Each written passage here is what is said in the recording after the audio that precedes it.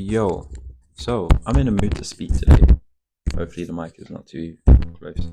I'm in the mood to speak about childhood trauma.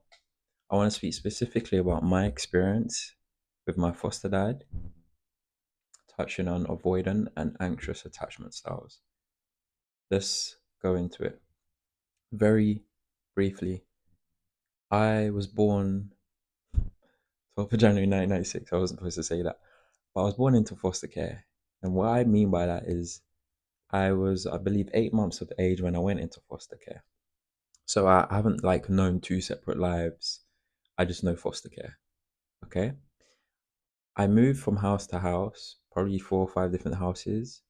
When I turned the age of four, I stayed in one house for the duration of 16 to 17 years. And that was like till the end of my time in foster care. So I left about 20 and I moved in at four. So for me, my trauma is a combination of what has taken place in foster care, but also the effects like after foster care, like when I leave and I become an adult and I start to notice things. So let's take it back to my previous household when I was 4 years of age. So my foster dad was pretty to himself. He didn't really exchange a lot of words with me. He would really just be in the kitchen or be in his room and it kind of pace up and down. My foster mom, on the other hand, was very sweet, very lovely, quite different from my foster dad, like very different. So my foster dad was very territorial in the kitchen. He didn't really like anyone coming in the kitchen when he was there. He just had this whole aura that said, "Hey, you're not really welcome here. You need to wait until I'm done." He displayed an avoidant, you could say, attachment style. Growing up, seeing him with the large frame that he was, being the man of the house, I aspired to get his attention. I done what I felt was necessary to get his attention. Um, I guess I noticed him more than I did notice my foster mum. So with our interactions, they were quite tense, quite aggressive. He was quite an aggressive guy, but in such a somewhat a passive but very, I don't know, like he was just, he wasn't like the loud aggressive guy, but he was aggressive. Like his whole aura and demeanor was aggressive. He'd call me names and all sorts. So this is going on for some years, and I'm gravitating towards it for the wrong reasons because again, he's the man of the house, and it's like, dude, I'm trying to get your attention. I need love. He wasn't giving me that. He was just giving me this hard, whatever you want to call it. So I've grown up now as an adult, noticing that I have this thing where I display anxious attachment styles. And I sometimes get super excited and super into it on the very early stages of speaking to a woman. That can either cause the woman to run away or to just really back off, you know?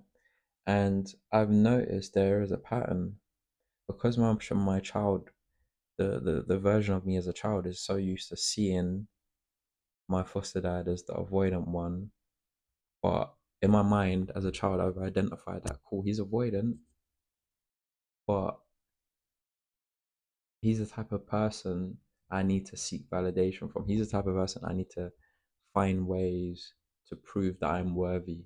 He's the type of person I need to show that, hey, here I am. Like, I'm doing this, I'm doing that. Like, I want his attention.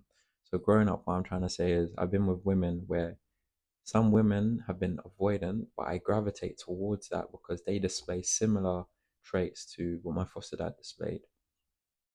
And it's crazy when you think about it because unless you are aware of it, this pattern continues. And right now, funny enough, there's a lady I'm actually speaking to, and I find her extremely attractive. I think she's just amazing.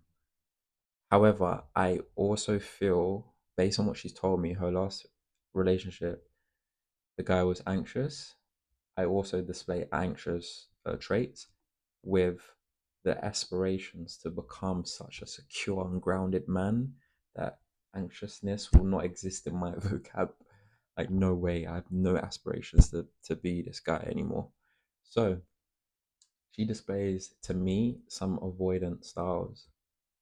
But I think because we both have this level of self awareness, it can help bring about conversations of substance and growth and solutions and so forth.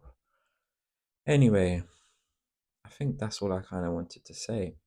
My biological dad, actually, he's quite avoidant as well, but he tends to be avoidant in a sense of I don't think he knows how to recognize and understand his emotions. Whereas my foster dad, he was very like, when he wants to be aggressive, he'll make it known, he'll call you names. My biological dad, he doesn't reach out to me, he doesn't do any of that.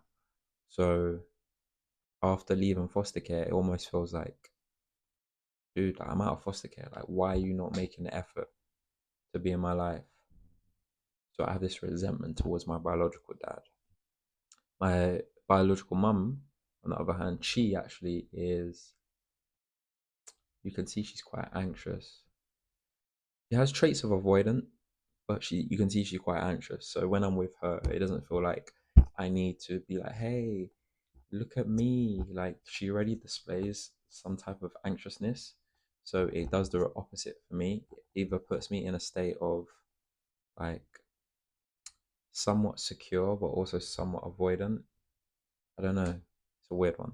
But this is what I wanted to say. I wanted to kind of use this as an opportunity to speak on the little things that sometimes don't help. Bye.